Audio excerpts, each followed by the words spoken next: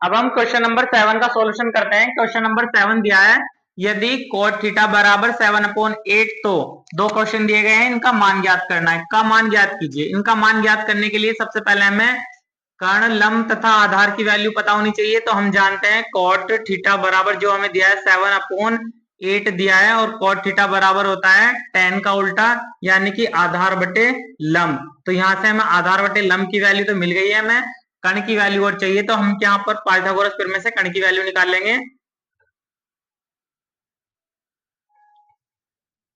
Pythagoras प्रमेय से Pythagoras प्रमेय होती है हमारी कर्ण का स्क्वायर बराबर लंब का स्क्वायर प्लस आधार का स्क्वायर। इनका स्क्वायर करेंगे हम और कर्ण की वैल्यू निकल जाएगी। तो कर्ण का स्क्वायर तो ऐसे ही रखेंगे हम, क्योंकि हमें कर्ण की वैल्यू निकालनी है। बराबर लंब की जगह आ जाएगा हमारा 8 का स्क्वायर प्लस 7 का स्क्वायर। यहाँ पर हो जाएगा 8 का वर्ग होता है हमारे 64 प्लस 7 का 49। इनको ऐड करेंगे तो यहाँ हो जाएगा 9 और 4 13 का 3 हासिल लगा 1 और 10 और 1 11, यानी कि 113। कर्ण का स्क्वायर का मान है हमारा 113। तो कर्ण की वैल्यू यहां से निकल जाएगी रूट में 113। तो यहां से हमें लंब, आधार और कर्ण की वैल्यू मिल चुकी है। यहां पर हम इस क्वेश्चन का सॉल्यूशन करते हैं। तो यहां पर लिख लेता हूं मैं क्वेश्चन को, 1 plus sine theta into 1 minus sine theta upon में है 1 plus cos theta into 1 minus sine theta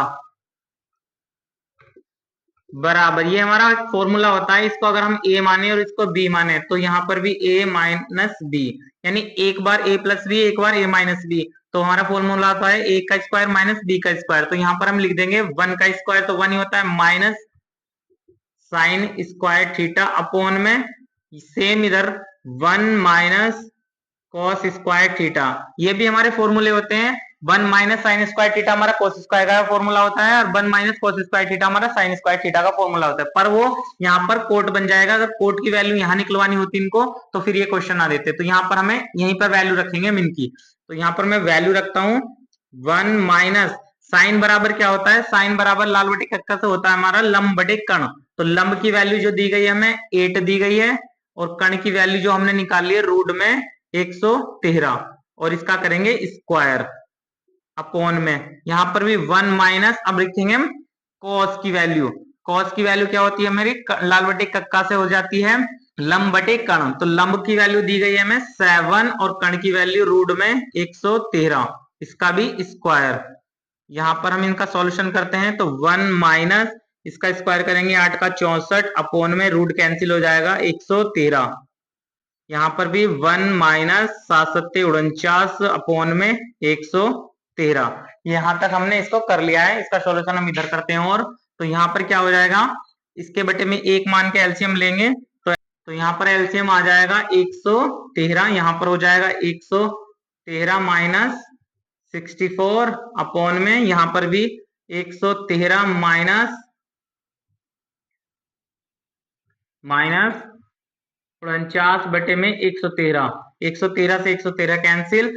अब यहाँ पर हम 113 में से 64 को घटाएंगे तो यहाँ 13 में से 4 गया तो 9 बचा, यहाँ पर बचा 10, 10 में से 6 गए तो 4 बचा अपॉन में यहाँ पर लिखते हैं 113 में से 49 को घटाते हैं तो यहाँ लिखा 13 में से 9 गए तो यहाँ पर बचा 4, और यहाँ बचा 10 में से 4 गए 6, यानी कि यही हमारा सॉल्यूशन है। अब नेक्स्ट क्वेश्चन जो दिया है हमारा सेकंड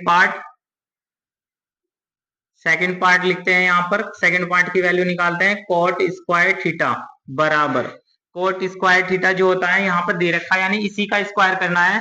7/8 का करना है हमें होल स्क्वायर। तो 7 का वर्ग जो होता है 49 और 8 का होता है 64। तो इसका सॉल्यूशन भी हो गया। इस प्रकार हमने इस क्वेश्चन का सॉल्यूशन कर दिया है। अब चलते हैं हम नेक्स्ट क्वेश्चन पर।